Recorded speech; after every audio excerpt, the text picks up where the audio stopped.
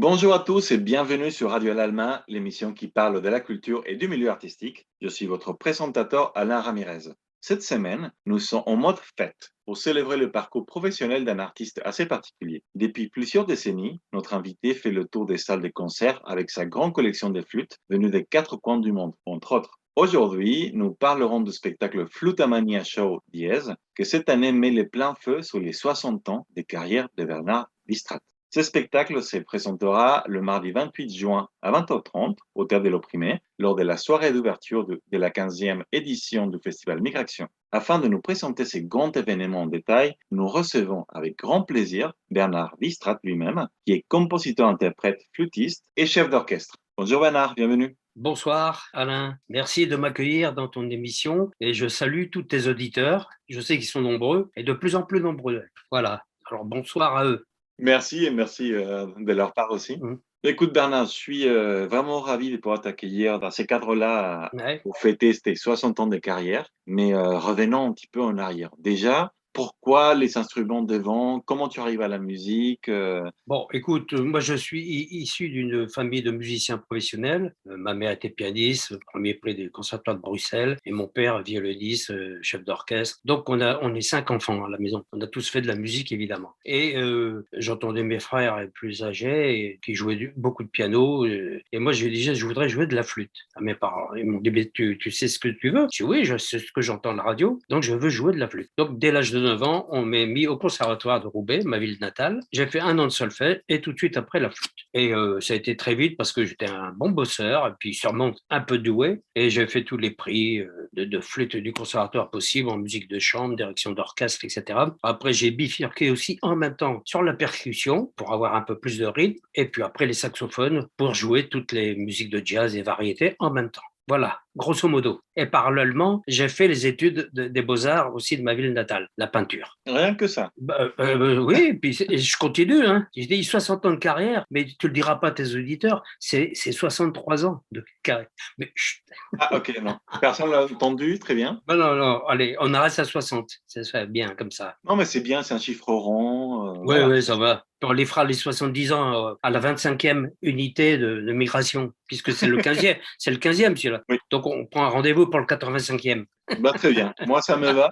Il faut voir avec les dates à l'imprimer. Très bien. Bah, écoute, justement, je parlais au début que tu avais une grande collection de flûtes. Oui. T'en as combien? Pourquoi? Où est-ce que tu les as trouvées? C'est-à-dire que c'est pas vraiment une collection de flûtes, c'est-à-dire que je me sers de tous les instruments. Alors, la famille des flûtes traversières, on commence toujours avec la flûte ut, qui est la flûte normale. Et après, moi, je vais vite passer à la flûte alto, qui était un peu plus grave, parce que j'ai fait beaucoup d'enregistrements, évidemment, dans ma carrière. Des enregistrements de studio pour toutes les vedettes ou tous les chanteurs, aussi bien classique que jazz, tout ça. Et donc, après, il y a la flûte alto. Après, il y avait une flûte basse, qui est encore beaucoup plus grave, qui est très rare, parce qu'on s'en sert beaucoup dans la musique de film. Et aussi, il y a eu, il y a 20 ans, une flûte octobasse, c'est-à-dire une flûte qui fait 3,45 m de long. Évidemment, elle est très courbée, sinon, j'ai pas les bras assez longs pour jouer 3,45 m. Et puis, il y a aussi, évidemment, il y a le piccolo, c'est la petite flûte qui sort dans toutes les aigus. Et parallèlement, comme je voyage beaucoup, j'ai acheté un petit pifo au Brésil, c'est aussi une petite flûte en bois, et en Inde, les flûtes bande-souris dans toutes les tonalités qui me servent à jouer avec les musiciens indiens pour faire de la musique fusion. Et puis après, bon, j'arrête là, mais il y a aussi les flûtes sud-américaines comme le siku ou la quena. Mais voilà, donc c'est pas pour avoir une collection, c'est surtout pour m'en servir et pouvoir émettre des sons avec la musique d'origine que j'ai envie de jouer. Bien sûr. Mais du coup,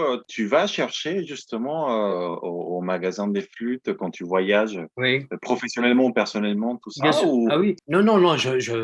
Comme je vais souvent ou en Inde avec des musiciens, je demande d'aller essayer des flûtes. Et eux, ils connaissent aussi bien les tablas que les sitares. Ils me disent, ah ben lui, il fabrique des bonnes flûtes bande-souris. Et donc, je les essaye. Et puis, quand il y en a une qui me plaît plus que d'autres, je l'achète. C'est tout. Mais c'est pour m'en servir. C'est pas pour me mettre dans une vitrine.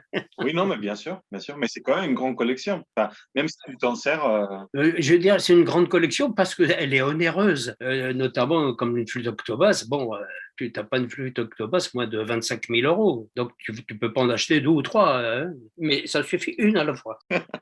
Très Bon, bien. Et c'est compliqué, du coup, t'adapter à un autre type de flûte? non, non, non, parce que le doigté est toujours pareil par la flûte. Sauf les flûtes graves, il y a des notes supplémentaires, donc il faut travailler sur les clés. Mais c'est le même système, sauf que c'est la façon de jouer le flûte. Et il faut moduler l'embouchure pour agrandir ou rétrécir le trou entre les lèvres pour laisser passer l'air et la colonne d'air. Alors, il faut s'adapter, il faut être quand même un acrobate avec les lèvres. Et c'est comme pour jouer des styles différents. Si tu joues Mozart, tu joues avec le phrasé classique, très pointilleux, respectant les ornementations. Et quand on joue du jazz, c'est presque une désinvolture. C'est-à-dire qu'il faut jouer un peu plus avec le feeling et on n'a pas besoin d'avoir des notes très piquées, très juste. Oui, si, mais il y a moins d'esthétique musicale. Par contre, c'est plus dans le feeling et dans l'improvisation. Bien sûr. De toute façon, ça fait partie aussi de l'art et de la musique, hein, avoir ce feeling et pouvoir donner. Bien sûr. Et quand on joue la musique indienne avec les flûtes bansuri, il y a toujours les portamento, ti, ti, ti, oui. Et là, on ne fait pas ça en musique classique. Et puis dans les modes indiens, il y a aussi des modes qui ne sont pas les modes pentatoniques comme nous, on peut utiliser dans la musique européenne. Voilà. Bon, je ne vais pas faire un cours de musicologie, c'est pas là le propos. Et puis je ne serai pas capable. Je peux que simplement jouer. Bah, simplement, c'est déjà pas mal, hein. Ah ben, Je connais pas beaucoup des gens qui puissent déjà non, jouer mais, comme ça. et ça me suffit, puis pourvu que ça dure, hein, parce que bon, on n'a pas toujours le physique complet. Les instruments avant, les instrumentistes avant, tu sais qu'à l'opéra, à 65 ans, ils sont mis à la retraite. C'est pas parce qu'ils sont mauvais, c'est parce peut-être il manque un peu de souffle pour certaines œuvres à jouer. Mais après tout, quand on a envie de jouer soliste, il faut aller jusqu'au bout, sauf si on n'a plus de dents. Mais bon, ça va, pour l'instant, ça va bien. Ah, très bien. Du coup, oui, on peut attendre Migration 20e édition sans problème. 25e, ouais, pas de problème. Et vous serez là, j'espère. Ah bah écoute, avec plaisir. Alors, du coup, ça m'interpelle un petit peu. Tu apprends à utiliser tous ces instruments-là de façon merveilleuse. J'ai déjà entendu de tes concerts dans le passé. Oui, Tu composes tes propres chansons?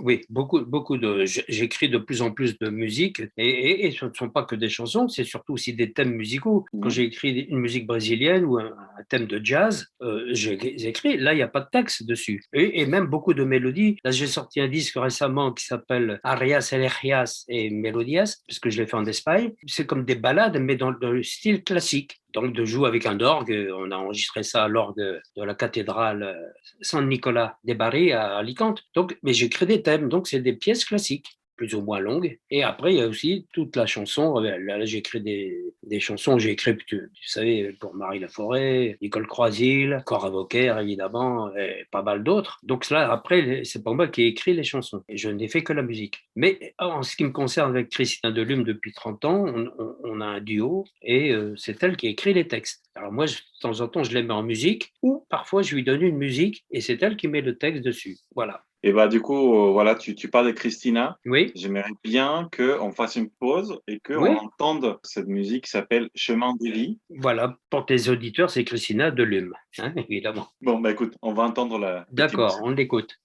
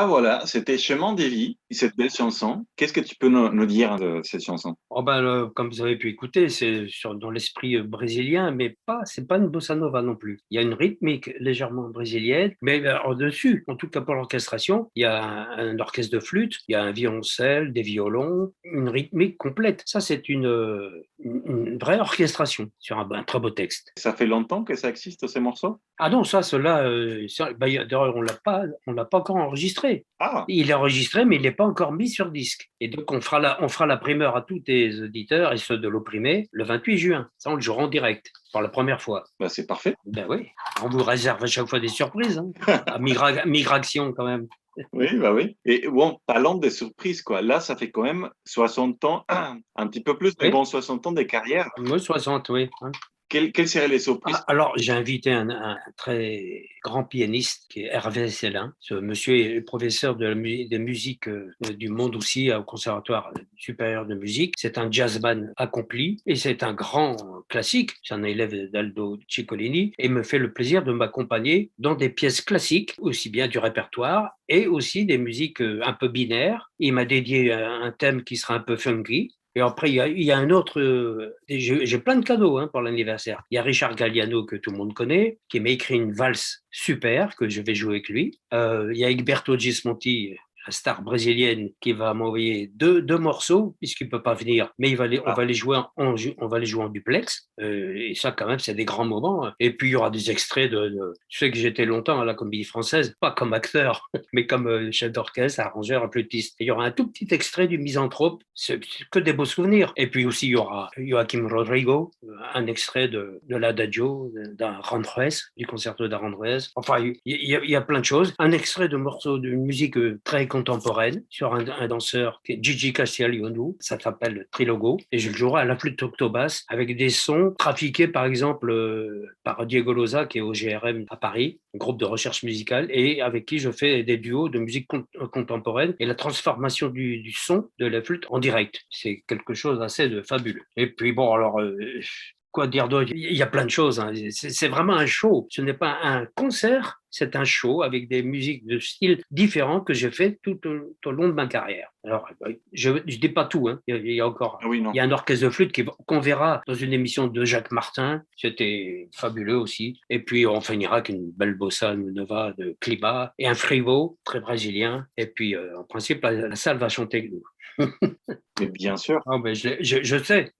Et alors, j'ai la chance parce que ça va être un grand parcours qui va être raconté. Voilà, c'est important ça. Et entre-temps, j'ai des sons, une image et des lumières qui vont être faites par Tanguy, mais parce que lui, il fait très très bien. Et la prise de son, c'est Diego Loza dont je t'ai parlé. Et il y aura beaucoup d'extraits vidéo qui sont faits par Philippe Labroue, qui est un vidéaste. Donc, c'est le vrai show. Il n'y a pas de danseuse, mais c'est pas grave. Non, mais voilà, ça c'est pour la prochaine. Peut-être, oui. Je vais apprendre la capoeira, je vais essayer.